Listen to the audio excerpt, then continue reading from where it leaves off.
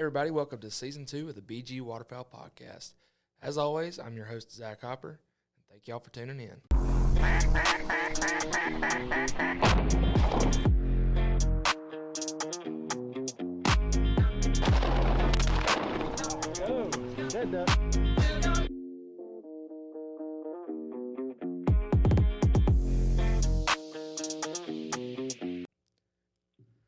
All right, guys, welcome back. Season 2 here of the BG Waterfowl Podcast.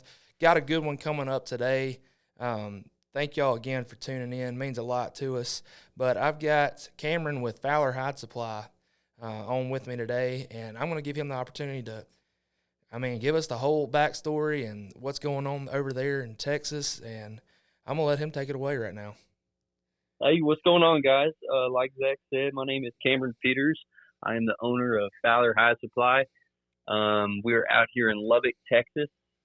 We've been here as a business for almost going on 2 years now in July. And I've been working on leather the past 5 years.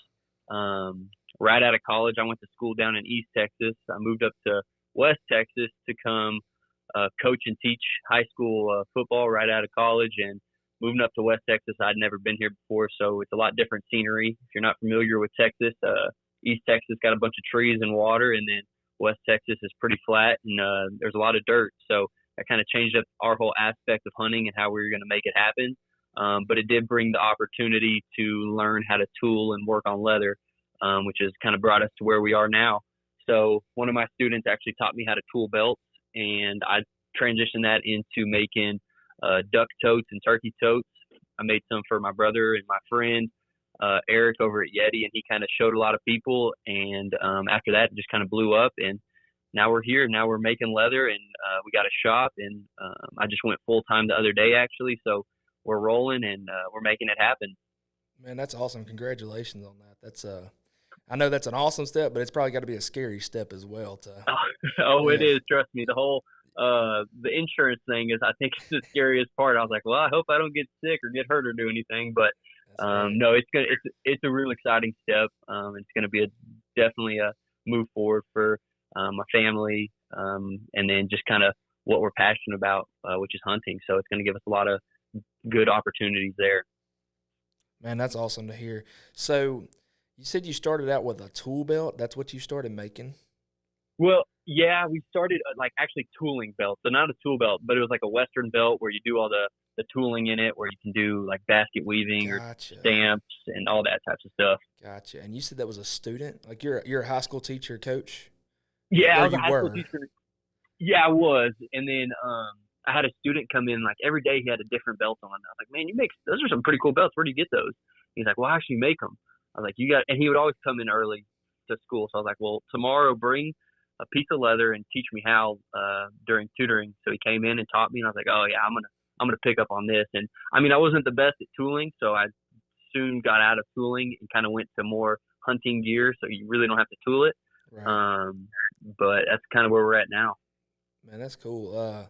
So I guess I'll let y'all know. We kind of, I don't know what Cameron would consider it, but we kind of teamed up with them to get us some lanyards done.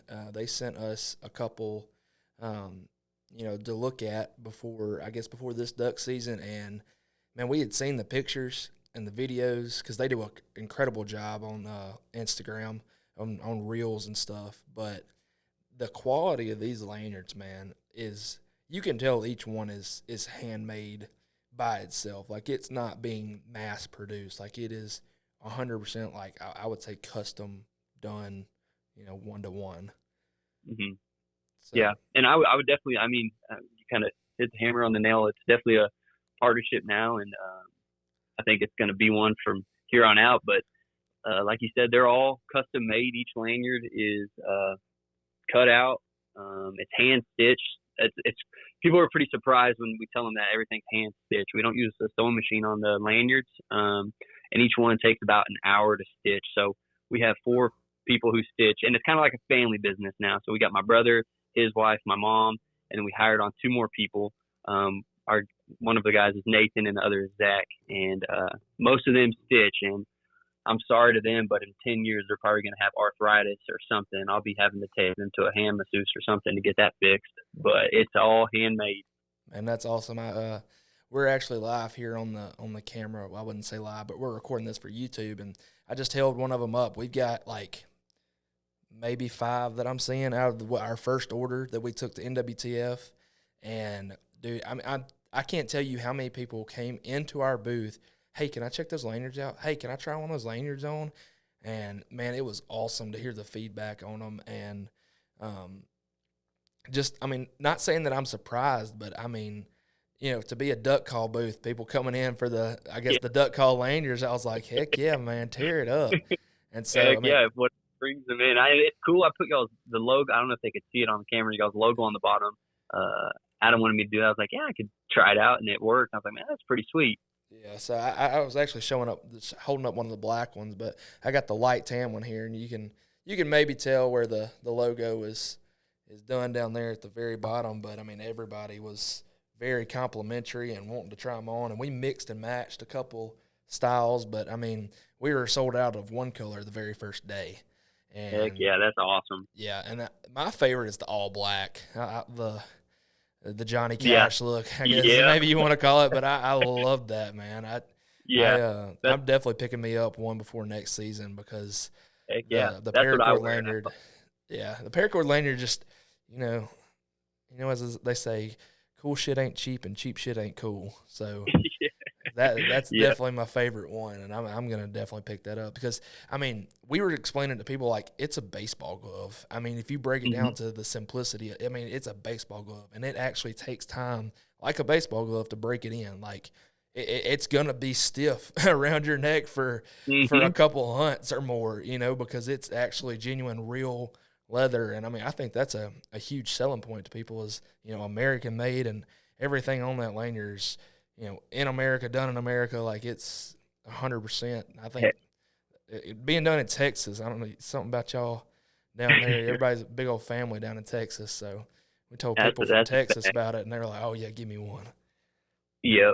And that's so true. I mean, like you said, it takes time to break in, and some people like the stiffness of it because it keeps their lanyards separated on either side rather than like a paracord, it gets all twisted up. And then some people like a real soft leather. Like mine is like, it almost feels like a paracord leather because it's so soft, and I ball it up and put it in my bag. But I mean, I tell people if you want it soft, just sit at home and just work the leather, and it softens up really quick. And especially the tan leather, the cool thing about that, it patinas and it takes on colors.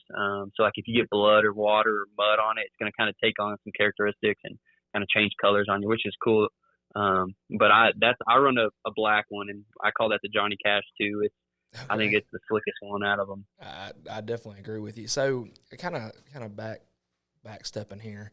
I mean, I know you said you had a student come in and show you how to do it, but like, what was your, I guess, inspiration, your motivation for wanting to do this? And now obviously it's turned into a full-time gig for you, but like, man, I mean, really, out of college, I knew I always wanted my own business. Right when I got into coaching, me and my buddy started up a hat business, and it kind of went south, but we learned a lot from it. And then I've always liked working with my hands, so when I get into the leather, I was like, man, this is pretty fun.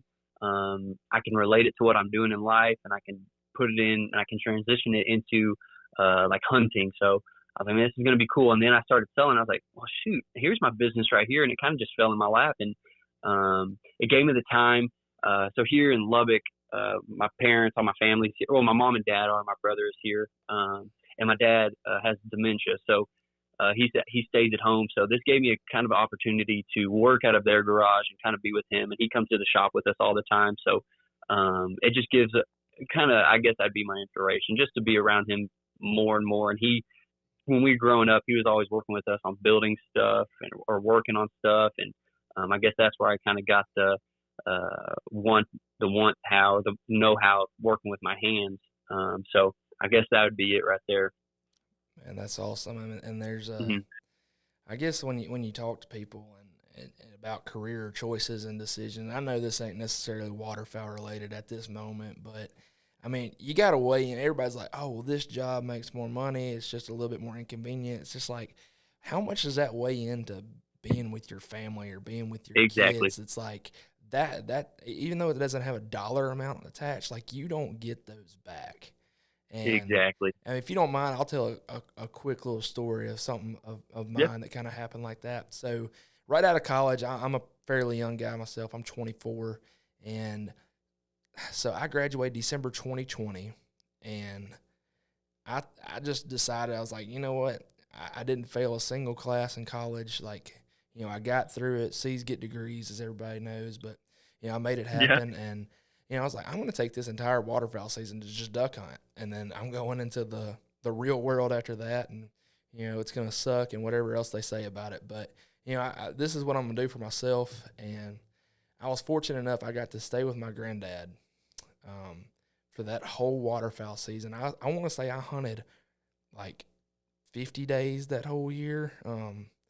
That'll wear you down hunting all 60. But that'll wear you down. But looking back, I bet it's a lot of fun looking back. It was I don't even remember the hunting, honestly, man. I remember staying with my granddad and bringing home ducks to pluck, and every time I'd bring them home, he'd be ready with the knives and the bowls to put the meat in. And unfortunately, we lost him last January, so it was about a year after I stayed with him for that whole duck season that we lost him. And man, I look back on that like I would not trade that money that I would have made, actually working a job. I would not trade that at all for the time I got to spend with him. And that's something 100%. I would tell that. I tell that story to a lot of people, but I just think that this doesn't involve leather or hunting or anything right now. But that's kind of feeds into it. But I think everybody can relate to that almost, because I mean, when you go hunt, I mean, it's fun killing birds. Like, it's fun making a pile and bringing home meat. But I mean, for us, there's so many outfitters out here, so we do a lot of buddy hunting, and it's hard to get on field. So a lot of the times we're not killing a lot of birds. So we just make the most of it. So I mean, most of the times we're just looking back at like the fun we had out there with our friends and family, and the birds are a plus, but more than anything, it's just getting out there with people you enjoy being with, and 100%. being in nature and just making memories. Yeah, it's 100% more about the camaraderie and people that hear that like, oh, you just don't kill birds. I mean, sometimes we have good days. There's a lot more bad days than there is good days. But I mean, it's about the people you're with and about the people you hang out with and that you like to grind it out with. And it's about a lot more than the log pictures or pile pictures or whatever else you want to say. Definitely. In my opinion, and there's people out there that are headhunters that if they don't kill their limit every time, they're just ticked 100%. Yeah. But most people I'd say aren't like that. But there's a lot. Go ahead. No, I was gonna say I'm more when I'm out there. I'm usually trying to I'll be serious, but I'm trying to have fun. Like, I'm trying to make it a good time. And but don't get me wrong, I do like to make piles. I do like to get a lot of birds and shoot a lot of birds. But I will say I'm probably a little bit more serious than I need to be when I'm out there. And I think probably some of my friends would agree with me that I I'm not as laid back. I mean, I am the goofy one of the group. Of any of my groups that I go with, I am kind of the comedian, I would say. I think they would say too. You got to bring something to the table. But I take it a little bit more serious when we're out there, because at the end of the day, that's a lot of money that you're dumping in to go out there just to hang out and not kill anything. Oh yeah, that's a fact. That's a fact. My bank account feels it during waterfowl season. That's the God honest truth. But I mean, let's get back into the I guess Fowler Hide Supply. It's not necessarily lanyards, because y'all do a lot more than just lanyards. Yeah. I mean, what is you said you wear the all black lanyard, but what is your favorite thing that y'all do that you just like, you enjoy making? I know you enjoy making all of them, but like something that when somebody orders it like custom, you're like, I've been waiting on somebody to order this. Yeah. I mean, really, the thing that I like is making 3-piece totes. So these are our duck totes. It's got a shoulder piece and then has 2 hangers on either side. And I don't know why, I just like making it, especially if they do like some type of custom stamp or laser engraving on the shoulder piece. Right. It's just cool to see, because especially like when I send it off and like a month later they post a picture and I see it loaded down, I'm like, man, that's freaking sweet. Right. Just thinking like I sat here and made that, or one of the guys in the shop made that with our hands, and now it's sitting in a field loaded down with some birds, and it's serving a purpose. So I think the 3-piece totes, and like you said, like I like making everything. The guys in the shop like making everything, and everybody's kind of got something different. Like Taylor, she's a big fan. We have a product called the Chapstick Caddy. and it sold more than anything I think we have right now. It started off as a joke, and then they started to sell, and I was like, all right, let's keep on selling them, see what happens. And those things are flying off the shelf, and she really enjoys selling those or making those, and seeing them sell. And I feel like every order now has a chapstick caddy on it, so it's pretty funny to look back and think that something that started as a joke is our top seller. Drew, my brother, he does all our call drops. So he says he likes making them. He can crank them out. He makes a bunch of them, and then Nathan, my mom, and everybody else stitches. So they're probably more fans of the lanyards. But I kind of dabble in every area, but I'd prefer the duck totes over anything. Now, I guess you could say I'm transitioning into turkey season. So right. The turkey totes are pretty fun to make too. They're all fun to make. Yeah, right. I was definitely checking out y'all's website, after we had, set a time in place for the podcast. I was like, man, they offer that turkey tote in all black too. I was like, golly, there goes some more money of mine. It's dirty. And dude, it's a game changer too. Cause I mean, when we hunt, if we're going on public land or our buddy's ranches, like we're walking a mile back, or, I mean, oh yeah, it's a haul. So it gets tiring carrying that bird over your shoulder, or trying to switch positions. So just throwing it on a tote makes it easy. Oh yeah, no doubt. And last year I picked up the Sitka turkey vest, and I yeah. want to say they thought of everything but the little pouch in the back, and maybe they left it out on purpose because, man, I killed one like the second day of season last year, and I was a couple miles back in there. And I wasn't just in like flat ground and solid ground. I was back off in some hills, and then you drop down into some nasty, muddy crap that I had to go through just to get to him, and I had to go back across it. And they make like a little – it's like a little tote that hooks up to your shoulder, but it'll dang near drag it off your shoulder. And, because, I mean, turkeys ain't just the lightest thing, I guess, when you have to carry them a long ways. And so I ended up holding it like a baby in my arms, just both arms, just walking out with him. So I was cradling it. So I definitely got to pick me up a turkey tote. But, yeah, don't get me into turkey talk, because that will last all day, because that's what I'm excited about right now, because I want to say it's right at 70 degrees and not a cloud in the sky here. And I just know that if it was after March 15th, there'd be a turkey gobbling somewhere. We wouldn't be on this podcast. It'd be tough. You'd probably be in the field. Hey. I'd have to reschedule it for tomorrow when it's supposed to be raining. Yep. Hey, I'm no shame, because I'd probably be out there too. Yeah. So, I mean, back to the lanyards again. Man, something about these podcasts, we just get off on everything other than what we were supposed to be talking about. But, not your lanyards, your leather. What's something like new that you can tell us about? Because that's kind of what I've been, trying to pry out. Is I'm sure you got your own business now, and product development is probably high up on the list as far as moving your company forward and growing it. Yeah. So I mean, if you have anything that's not necessarily a secret, or something, a new color, whatever you want to feel free telling us. Yeah. So we in about a month, the end of March, we're going to launch kind of our lifestyle line. Okay. So that's going to kind of transition us out of strictly hunting gear. So we're going to come out with some stuff for women. We've had a lot of women, like the hunters' wives, are just hunting women that want gear or something that they can use that we make that they can use all year round. So we're going to make a shoulder bag. It's kind of like a purse that Taylor helped design. So we're actually going to start cranking those out here in the next couple weeks. We're going to come out with wallets. It's just a single wallet that holds maybe 4 or 5 cards and some cash. It's a real slim wallet. And then we're going to come out with whiskey glass covers, coasters, and we're still trying to decide. We want to come out with, I guess some people listen to the podcast and give us some feedback on what they prefer, how they would go about this. We want to make a wallet to hold your hunting license, but not only in that wallet to hold your hunting license, some zip ties and a little pin, because here in Texas, it's not, you can do it electronic. They switched to that a year and a half ago, so you can do everything over your phone, but we still, we got to tag it. So you got your zip tie, or you got to find something to tie it on there with, and then you got to find a pin somewhere. So just something to hold everything in one little wallet that you can throw in your bag and hit the road. Yeah, that's a great idea. Yeah, so that's what we have coming up at the end of March, new product wise, and then for trade shows. So we're going to the Ducks Unlimited trade show May 4th. Awesome. Are y'all going to that one? We will indeed be there. Perfect. Yeah, what is it? May 4th through the 7th through the 6th. May It's I one of want those. to. Yeah, it's. I know it ends on the 7th. I just Yeah. can't. I can't remember Yeah. if it starts on the 4th or the 5th. I want to say it's 3 days, but we actually just locked down our booth location 2 weeks ago, so we'll definitely be at Yeah. that one.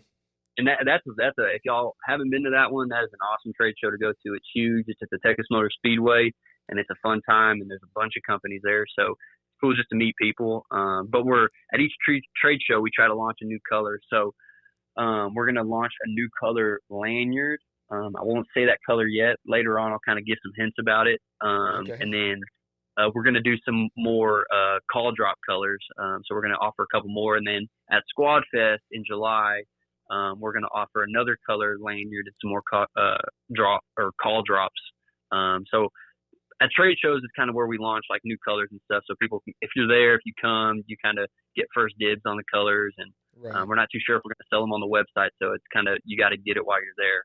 Yeah, no, that's kind of the same way with us. We've got certain colors that you run a whole machine or you run the whole ride through the machine. Well, you need just say 12, of like a two-toned call, and well, you've got 3 extra inserts to match the barrel. So we do like a couple limited runs of stuff that we just have extra in the machine, and we just get rid of them at the shows because there's no sense in building a SKU for it and going through that whole process of setting it up. And when be like, hey, this is a 1 of 3, and we actually did that at NWTF. We had some all white pearl, and those things were slick, and that they went quick. We painted them in 3 different colors. I think we did a red, a blue, and an orange. And yeah, I think I saw those. Yeah, they were sharp. They went pretty quick. But man, trade shows, I love trade shows. And I think my problem with going to trade shows, and this is gonna be our second year going to trade shows, I gotta keep telling myself, all right, you gotta stay in your booth and sell. But I'll keep on walking around and looking at people's products and buying stuff, and I'm like, what am I doing right now? I gotta go back and we have a booth here now. I can't just walk around and buy stuff. That's exactly right. I don't know what it is about me, but I want to be in the booth. Don't get me wrong. When I walk around, I buy, and so maybe that's why I don't want to leave the booth. Is because I will end up spending all this money on stuff that I probably don't need.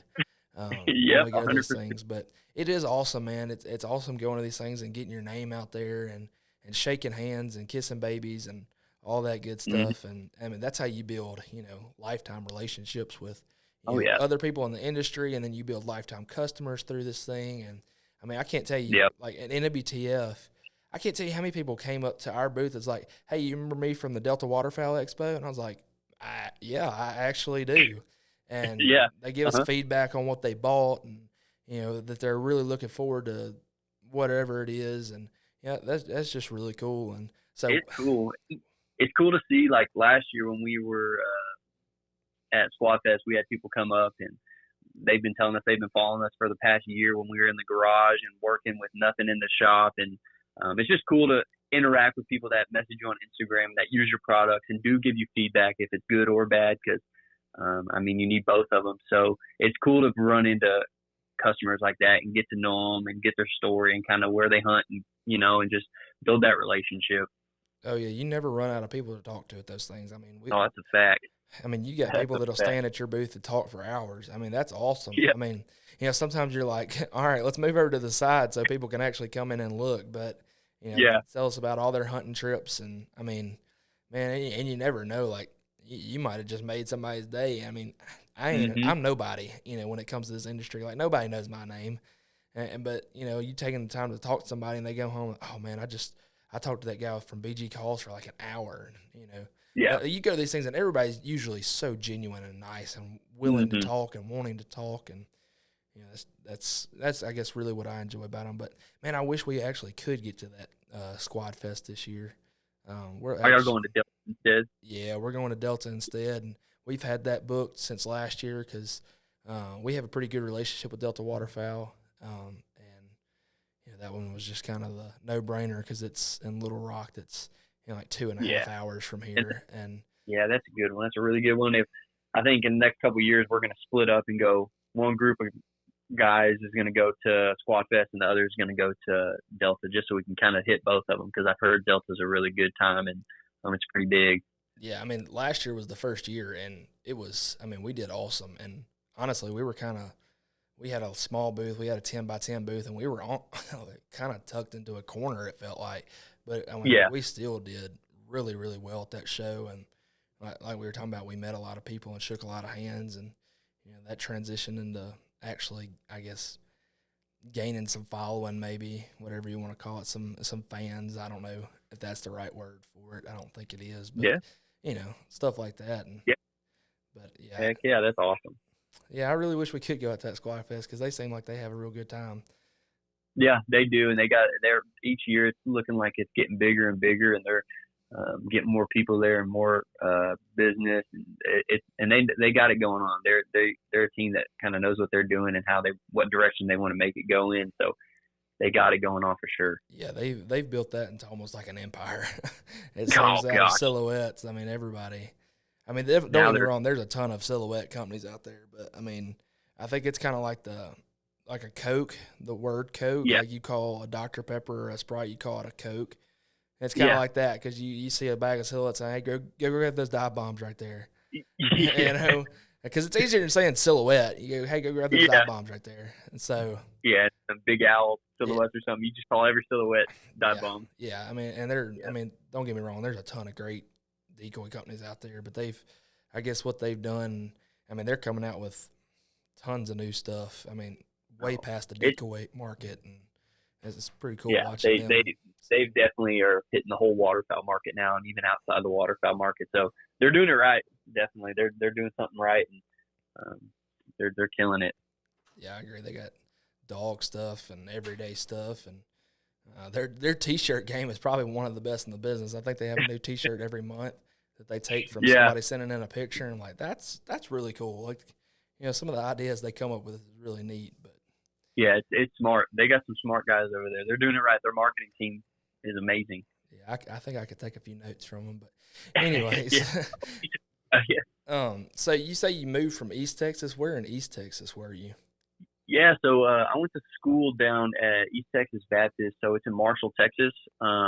It's by Caddo Lake, kind of right next to Louisiana. We're not too far from Louisiana at all. Gotcha. I grew up in Dallas, Texas, so East Texas was about 3 hours from Dallas. I went down there and played football and ran track for 4 years, and I guess that's really when I kind of got into hunting. I mean, we did a little bit when we were living in Dallas, but it's not or I guess Frisco wasn't the easiest place to find land or do anything around hunting. So when I got to East Texas, we really got into it pretty hard, and it's just a beautiful place down there. I mean, the trees, the pine trees, the water, the wildlife. It's just a fun time down there in East Texas. I got you. So correct me if I'm wrong. There's not a lot of public land in Texas. There's not, no. I mean, up here where we're at in Lubbock, we've got, public land with water. Now, water in West Texas, if you're in a drought season, you're not going to have anywhere to hunt ducks on water. It's going to be tough. But there's one place kind of south of here and called Tahoka, and it always holds water. So that'd be really our only spot to hunt ducks on water. And then, everything else is privately owned. Texas doesn't have much public land at all. So it's hard to get on public land if you don't either have land or have money to lease land out through the year. And I said it earlier, there's a bunch of outfitters out here, and they're all great guys. We're real good friends with most of the outfitters here in town. So we don't step on anybody's toes, and we try to stay on good terms with them. But they lease up a lot of the private land here in town. So it's hard for us buddy hunters to get on property, and that's just the name of the game at the end of the day. They're trying to make a living, and this is their job, and I'll respect that. But that's just the name of it, and you got to kind of get in where you can fit in and get on land, or I guess just make a lot of money and buy your own land. Yeah, that would be the easiest deal. I think I might try that out myself. That's what I'm working for. It hasn't been out in the last 15 years. Well, with the direction y'all are headed, I wouldn't see it as a very far off idea anyways. Like I said, y'all's Instagram account, like just the quality of stuff y'all are putting out even on there. Like I said, you can't touch it as far as the leather on Instagram, but I mean, take my word for it. It's as good as it looks or better.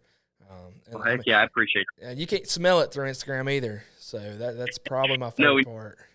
we need a scratch and sniff button Yeah. on That's right. Yeah. So are y'all all your leather, or are y'all getting it from Texas? Like, is that y'all have a guy out there? Yeah, no. So all of our leather is coming from I want to say North Carolina, South Carolina, somewhere in the Carolinas. I forgot which one exactly where his warehouse is, but we're getting it from there. Everything else is produced here in America. Well, we have one piece of hardware that's produced overseas. During COVID is when we started up. So, like everybody knows, it was very hard to get stuff from overseas or even here in the States. No doubt. So we found one supplier overseas to make our D-rings. So we're going through them right now, but we're transitioning over back to a manufacturer here in the States, and it's all going to be here. But everything else is purchased and made here in the States.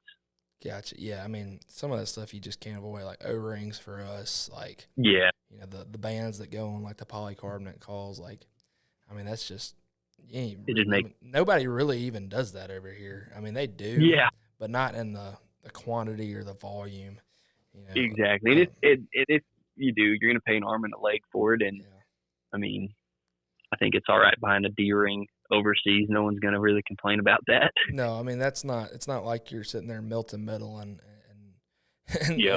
putting into your own shape or anything like that. But exactly. Actually the guy that is doing our acrylics, he's out of Texas, but I can't remember the exact town, but I want to say he's Southwest Texas. That might not be right. His Black Dog, Chris Tavo, does a phenomenal job. I'm not sure if you're familiar with him, but dude is he does all y'all's acrylics, you said? Yeah, he's running them on his machines down there, and man, he's phenomenal. I mean, the quality of his stuff coming out of there is really good. And I want to say all the acrylic technically is European. It's Deadshot Polymers. It's a European company, but still, that's I guess technically you would consider that pretty quality. You only got really two big players in the acrylic game. That's Spartek and Deadshot. So, but yeah, they're just the main top dogs in it. Yeah, right now, I mean, honestly, that's who we've always used since I've been here. Is mostly Deadshot, but we have had some things that when we had our machines, we were doing some Spartek stuff. But that was just putting it out there that we had a guy in Texas doing our calls, and then now we've got some folks down there doing some of our lanyards that we're doing. So there we go. I'll tell you what, keep pushing the lot y'all's way, so be ready. Yeah, I'm excited. Like I told him, like we're gonna have to have some more stuff before we go to any other trade show, because I mean, as fast as they went the last time, and definitely around waterfowl centered trade shows, they're gonna pick up a lot more. Oh yeah, I mean, you got to think we did really well at NWTF, and we don't offer turkey calls yet. Hint on that, emphasis on the yet. So I mean, I thought we did really well to go there and sell lanyards and duck calls. So especially just right after waterfowl season when everybody's kind of packed it up. So that for y'all doing good there, that means something, and that just kind of is a testimony about what y'all are building or rebuilding there at BG. So that's awesome. Yeah, and that's another thing we like, going to these trade shows and actually showing people that this isn't, your first Buck Gardner call. It's that's why we've transitioned the name. It's not Buck Gardner anymore. It's BG calls. Kind of like Rich and Tone did with R&T. I guess that transition was, when Butch passed away, but it is BG calls now. Every social media handle is BG calls, and we're even transitioning like the website and the legality stuff. So we're making the full switch over to that. Heck yeah! And you could post a picture of the the shiny, sleek new stuff on it, but I mean everybody's got Photoshop. I mean you can make anything look good on Photoshop and put it on Instagram, but when people pick it up at a show and blow it, and they're like, dang, I didn't even know, they could still consider it Buck Gardner. I didn't even know Buck Gardner made stuff like this. And we're like, it's what we're trying to show people. That's why we're here. That's why we're putting in the money to take stuff out here and put it in people's hands. Like, we wouldn't, release this stuff if this is not, something we would hunt with personally. And Yeah, exactly. I guess now, it's kind of a new year, new us, I guess. I'm tuning all the acrylics myself now, so it's almost like a little extra bit of pride that goes into it, knowing that, every single call that somebody picked up at NWTF and blew it, I was the one that, tuned it myself. Yeah. And, every time they were like, oh, my gosh, I was just like, made me feel kind of, warm inside. Yeah, no doubt about it. I tuned that one. That's it right there. That's awesome. And then you can sit there and custom tune it to them and, actually work with how they like something out. I really get a lot of enjoyment out of doing that. But anyways, major sidetrack there. Let's go back to the waterfowl talk. So you're from East Texas, but you're in West Texas now, and the land is just, that's kind of the same deal I hear from people in Oklahoma, is that outfitters have it all leased up, and, the public land is kind of far and few between, and, really dependent on the, environment, I guess. Yeah. And out here, if you drive, I guess, any direction, you're going to just see high fence after high fence after high fence. There's big game ranches everywhere out here. So, a lot of the land out here is going to be a high fence ranch that's going to have access or some type of exotic on it for people to come hunt. So it's tough to get on land here. I want to say 95%, I'd have to look it up, 95% of land in Texas is private. That's crazy. So, and the rest of it, I'd have to look up the public land percent, but it's very small. It's not much at all. For a state as big as Texas, that's sad. Yep. That really sucks. It's tough. It's real tough. I wish I've never hunted Texas. I've been to Texas, a handful of times for, multiple different things, but it'd be cool if they did something like Kansas, with all the walk-in opportunities. Yeah. The state leases it from the landowner, that, you can only do walk-in access for turkey or deer or whatever. But like you said, there's so many high fence ranches, it's almost like, would it be even worth doing that because of how many people are actually utilizing that land for hunting already? Exactly. And it's crazy because up here, the different type of species you get from, like, especially like East Texas to Lubbock, Texas, or West Texas, it's drastic. So, down there in East Texas, obviously you're hunting a bunch of water, so you're going to get all your ducks. And then you come up to Lubbock, and then now you're hunting thousands of lessers in one group, and you're hunting crane. And it's a different type of hunting across the state. And that's kind of, when we got up here, I was like, we went out the first year and we did pretty well on ducks. And I was like, well, now the water's dried up midway through the season. What do we hunt now? And then we ran into some buddies. We started hunting lessers, and then started hunting crane. So now we've kind of got hooked on the crane train and the lessers. So now we definitely kind of pivoted our mindset of what we want to hunt and how we're going to hunt it. It's definitely taught us a lot about hunting up here. Obviously down there in East Texas, you can blend into your scenery, your trees, your backdrops and everything. And you come out here and you're hunting flat lands. You got to make a blind out of tumbleweeds. And it's a different type of hunting for sure. Yeah, I've crane hunted, I guess technically one time, and that was up in Saskatchewan. And the rumors they're not rumors, they're true. The meat off them things are phenomenal. And just like I really enjoy eating speck too. I don't know how many of those y'all get out there that way, but I'm sure it's a couple at least. We get a couple, not like what y'all get up there, but we get quite a few specks. Yeah, but that, dude, literally salt, pepper, throw it on the grill, and for a couple minutes each side, maybe, because it's not overly thick. It's kind of like a ribeye, literally. That's what they call ribeye out of the sky, because it's honestly kind of a thin meat, but they're good. They're real good down here, and we get 3 a person, so we'll go out there and load up on them, come home. We usually do like a steak, or we just make them into fajitas, and they're prime time. They're good. I know duck fajitas are pretty good, so I couldn't imagine how good the crane is. But they're awesome. That's what y'all need to know. Y'all need to make a like a gray leather tote somehow with like some red drops on it for like a crane tote. For crane. And we'll make that if y'all make the crane call. Dude, that is so funny you said that. I had a literally guy messaged us today asking if we did a crane call, and it's kind of funny because I've been messing with something just personally, and Mm-hmm. dude, I want to say I got it figured out, but Yeah, if you got a crane call game, that would be sweet. I mean, really, I guess inside secret here, literally a spec call with the reed moved a little bit and the wedge moved a little bit, and it Yeah. because a spec, it's a little higher pitch than a crane. If it just standard, like a standard spec call, when you roll your tongue is a little higher pitch than a crane would be, but you can make that deeper. And like I said, I think I got it figured out. I've got a spec call in front of me, but I'm not going to dare try it because it's not ready. But I have a crane call here, and when you break it apart, I won't say the company's name, but when you break it apart, I use it as my spec call too. So it's they're very similar, and I can use my spec call for crane too. If we're out hunting geese and I have a spec call on me and there's crane flying over and I didn't bring a crane call, I'll just blow that. Or honestly, we've been blowing a whistle a lot.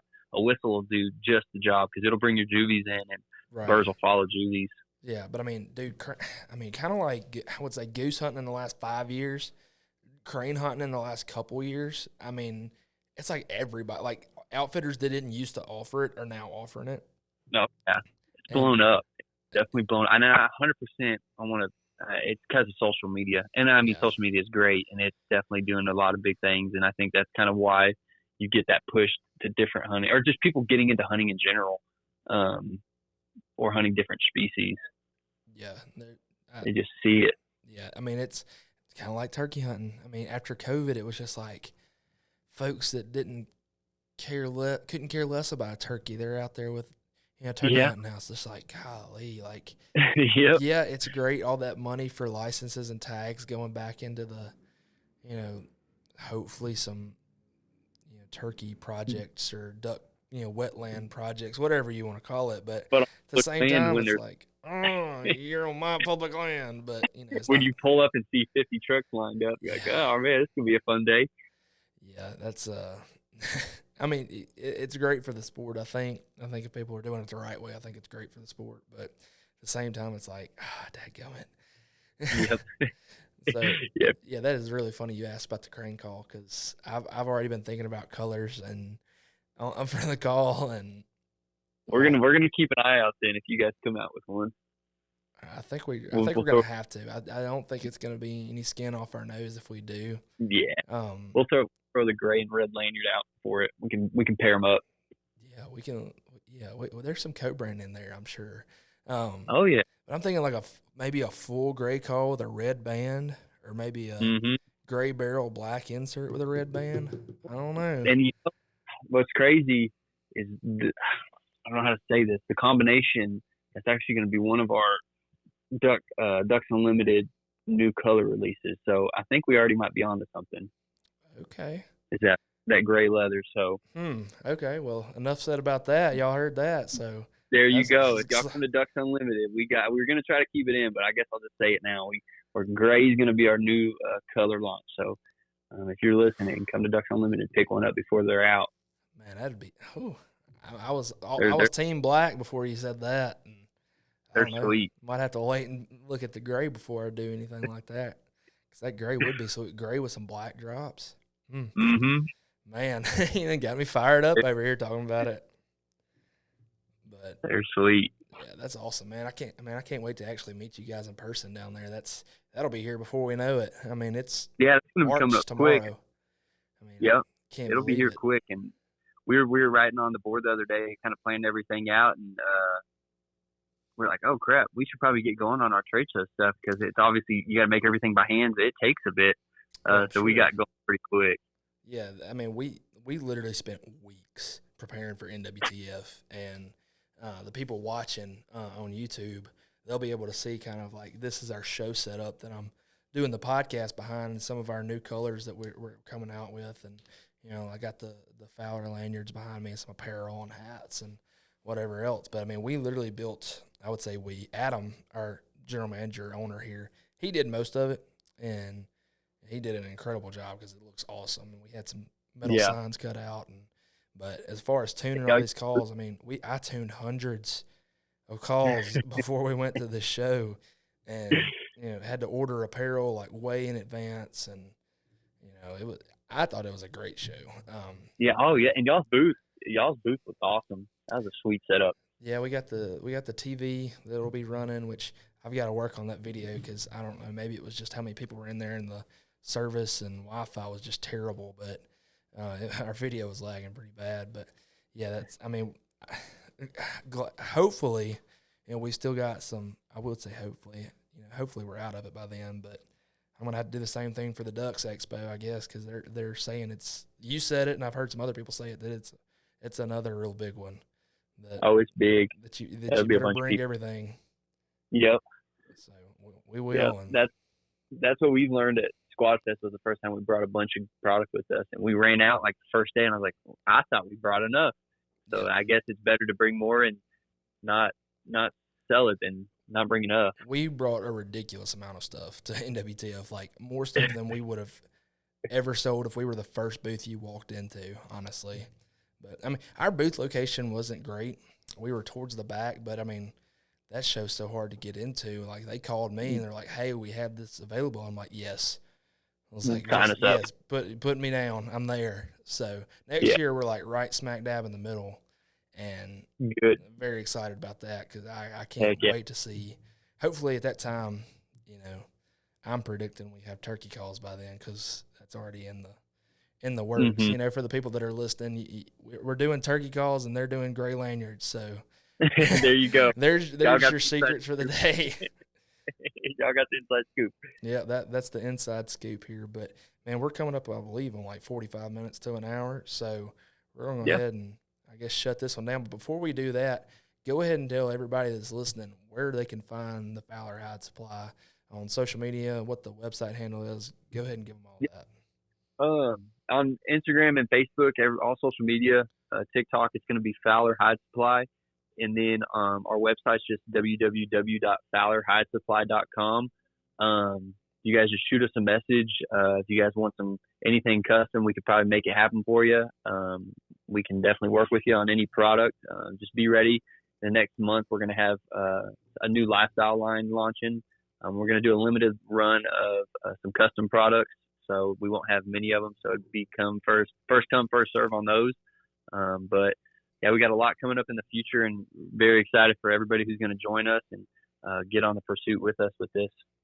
Yeah, man. Like I said, we're so excited to have found you guys and work something out where we can, promote y'all stuff with our logo on it and, kind of did the collaboration of the podcast and everything like that. And, y'all are definitely heading in the right direction because, I've said it. If I've said it once, I've said it 100 times. The stuff is legit.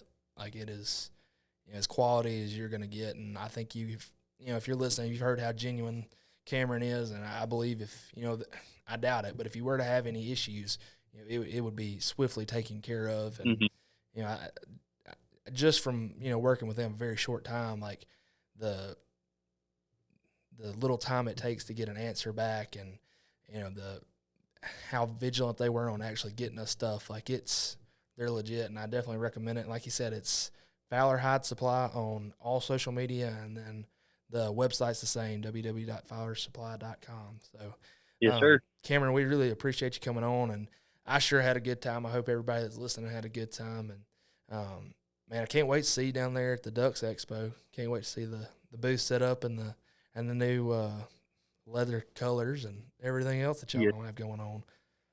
Heck yeah, man. I appreciate you having me on, Zach. And y'all ever need anything, let me know, especially the people who are listening. If y'all ever need anything, reach out and just ask for Cameron or Drew, and we'll make it happen.